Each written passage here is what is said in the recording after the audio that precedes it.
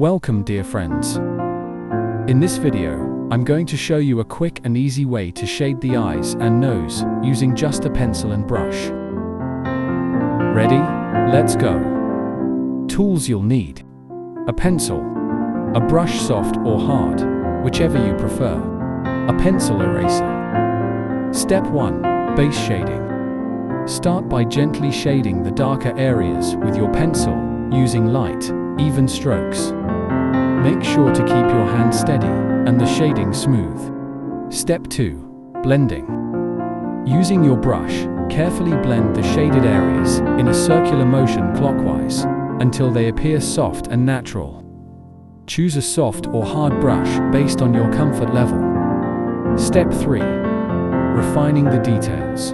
Go over the defining lines of the eye and nose with your pencil to make the features stand out. Step 4.